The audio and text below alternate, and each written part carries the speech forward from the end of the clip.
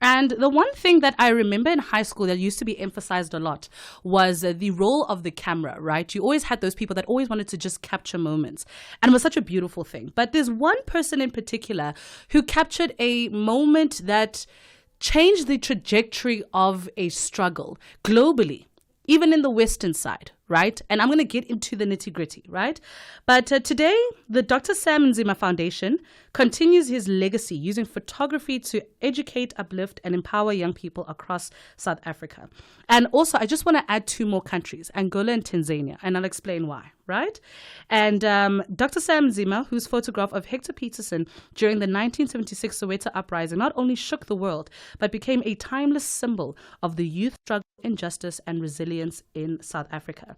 And we are joined by the chairperson of the Sam Nzima Foundation, Thulani Nzima. Thulani, happy Youth Day. Technically, happy birthday to the Sam Nzima Foundation.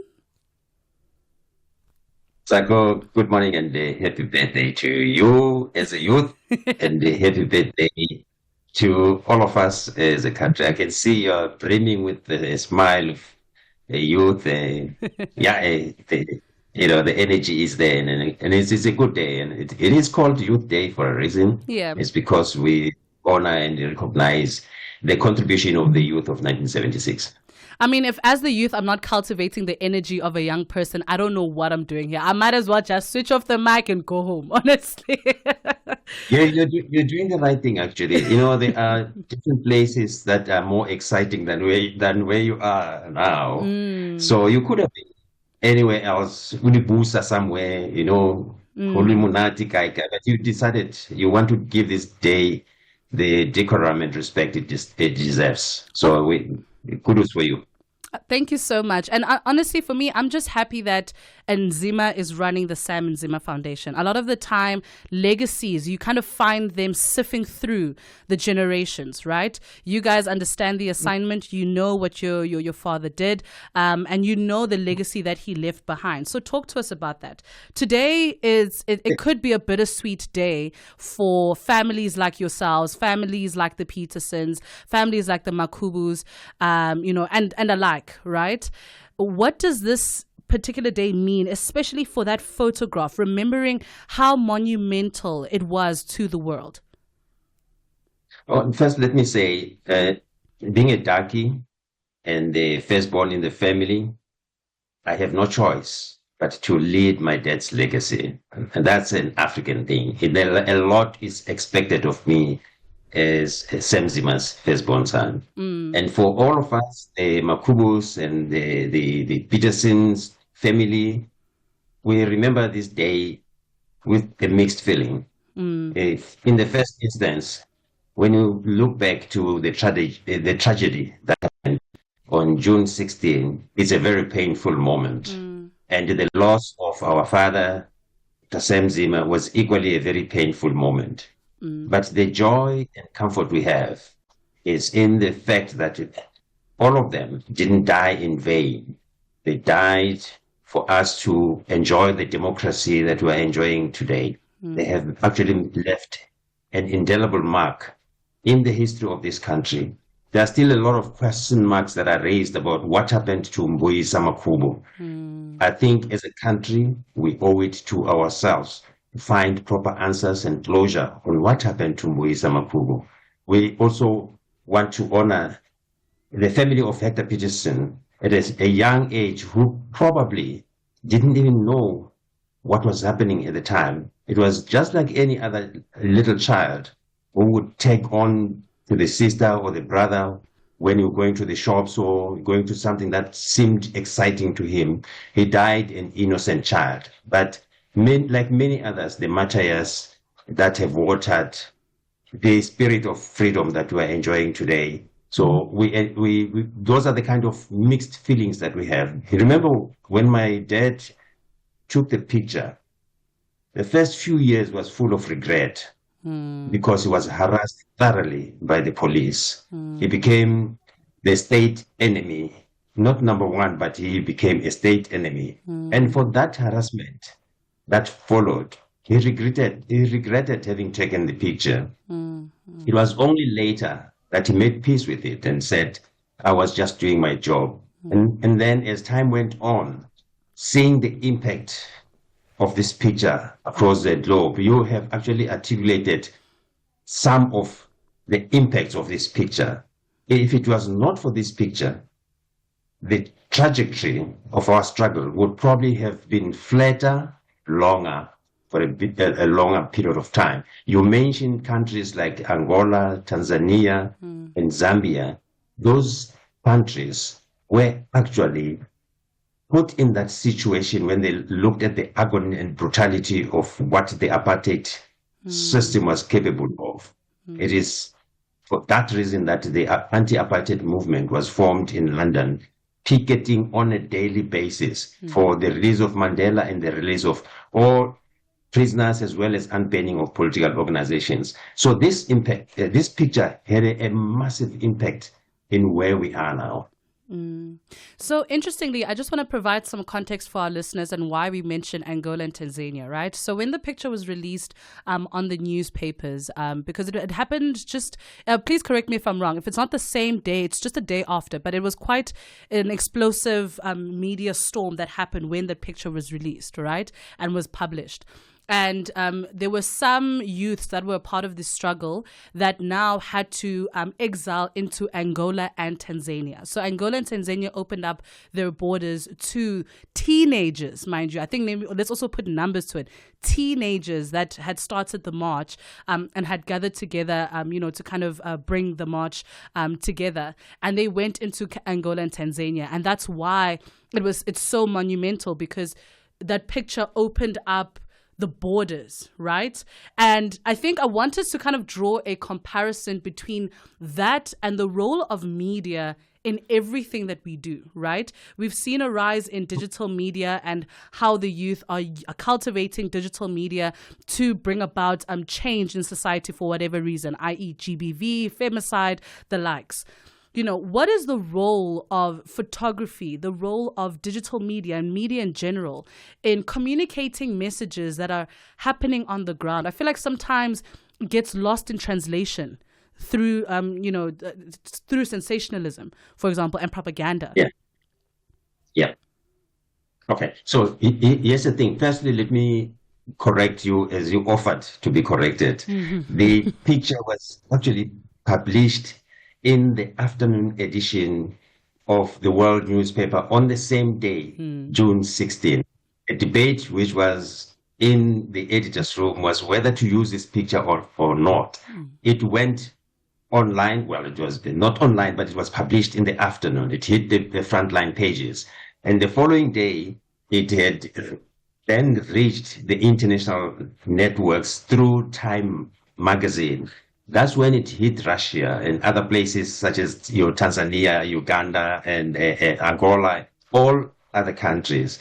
So that's how instantly the picture was circulated, and Reuters at the time picked it up, and it went globally as quickly as possible. That's how the brutality of apartheid was exposed to the international community. The impact of a picture, the expression that says, a picture tells 1,000 words. Just that one picture alone, you didn't have to say anything, but show this picture and it tells the story. It told the story then, it continues to tell the story today. You look at this picture, you will still be touched. 49 years later, this picture is still as impactful as it was at the time. So in terms of bringing it closer to where we are now and saying, what is the impact and the influence of the media in spaces like this, taking images. The difference between that time and now is the fact that today you're using your phones. You take a picture and it's instantly distributed across the world.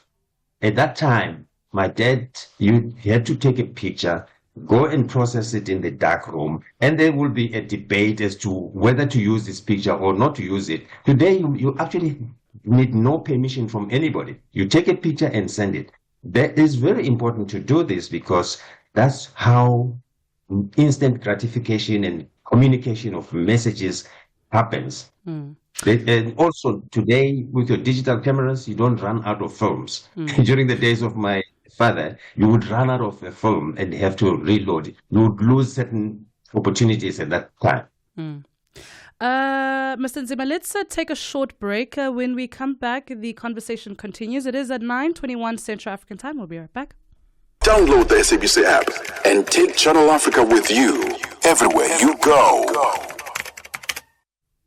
22 minutes after 9 a.m., just 8 minutes to go before we head to the news. This is On the Move. I'm standing in for the amazing team. They're probably celebrating their youth, trying to recalibrate their youth wherever they are. They must know, I got this, don't worry.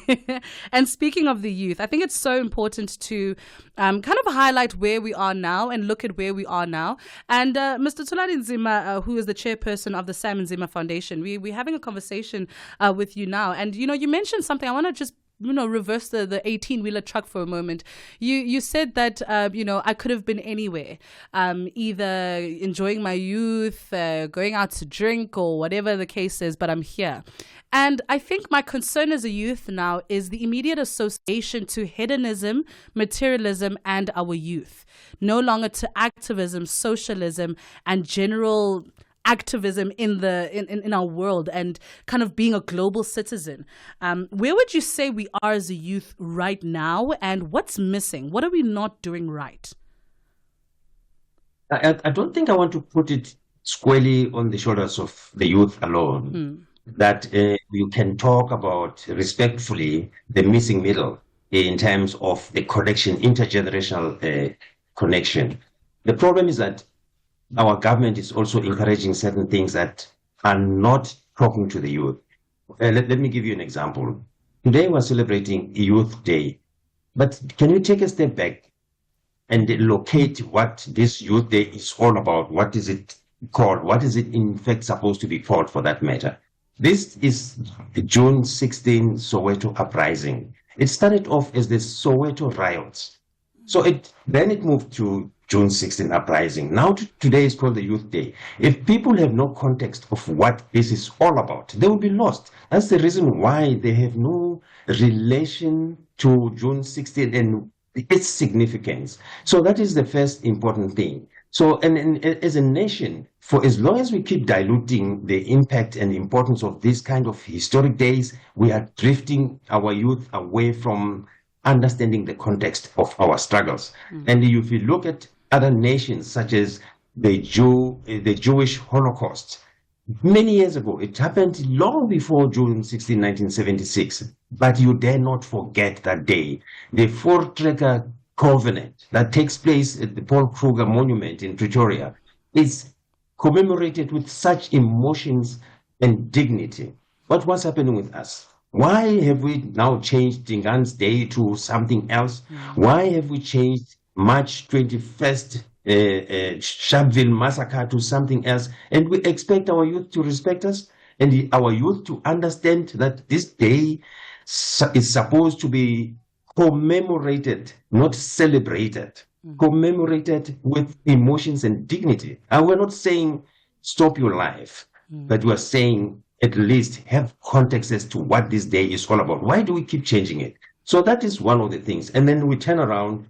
Yes, I will have a message that says, for the youth like yourself who have some kind of relationship, affinity with this day, who choose to be in a place such as where you are today and talking about youth matters, we applaud you. But there are others on the fringes who have no understanding of what this day is all about, and they would rather today be having bashes and parties and drinking and all of those kind of things, and we turn around and blame them. So it is not really the responsibility of the youth alone. It is a national crisis that we are facing, that we continue to dilute our history willingly ourselves by this very accommodative manner. We are very apologetic as a nation, and that pains me a little bit. Especially about culture and tradition. It's something that we need to learn. I think even as Africans, if a day is a commemoration of a treacherous day in our history, then I think it should be treated with the same respect. What are the upcoming projects, campaigns, anything we can support that are coming up for the Dr. Nzima Foundation?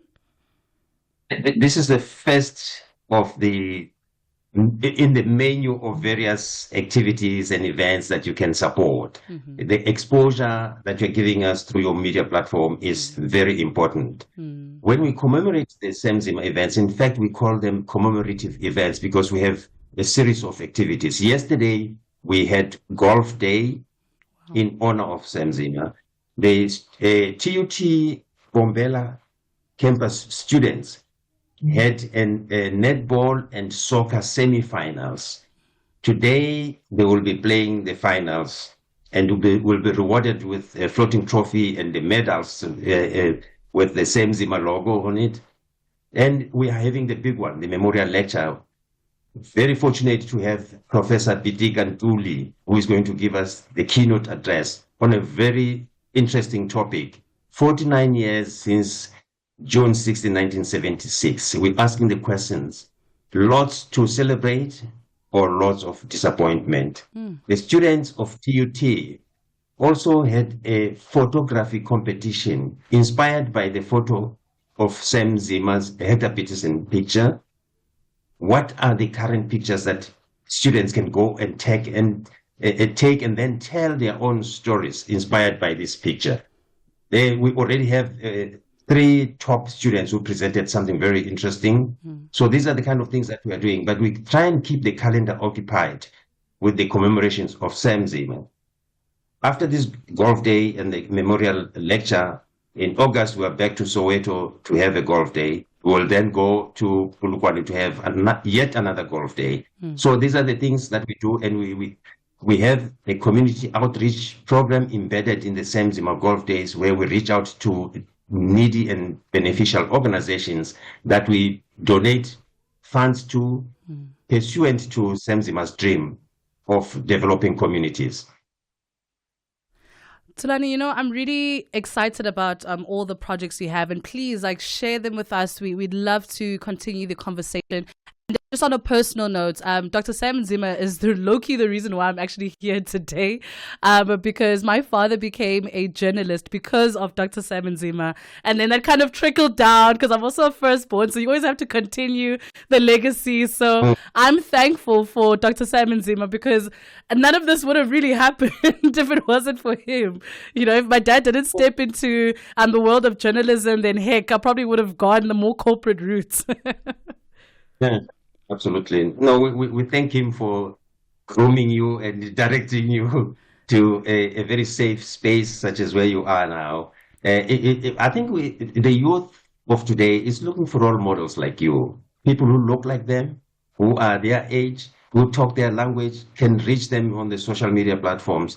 Because at times that intergenerational gap is a result of the communication that we have or we don't have. So I can't be sent to talk to the youth. They'll look at me and say, I'm cool. We don't understand what you're talking about, but you can. Even the kind of language that you guys use is very important, but that you connect with each other. So from our point of view as the Nzima Foundation, the more people that rally around our cause, better, because it's a very isolated and cold environment. The Nzima Foundation, in honoring Nzima, is acutely aware of the fact that we are not entitled to the nation celebrating Nzima, because there are many other heroes and heroines who have contributed to the struggle. Thulani, I'm so sorry to cut you there. Unfortunately, we have run out of time, but thank you so much for your time today, and all the best with all the projects that you have. Thank you so much. We appreciate it. Fantastic. It is 9:31 Central African time. That was Thulani Nzima, the chairperson of the Sam Nzima Foundation. Let's find out what's happening in the money.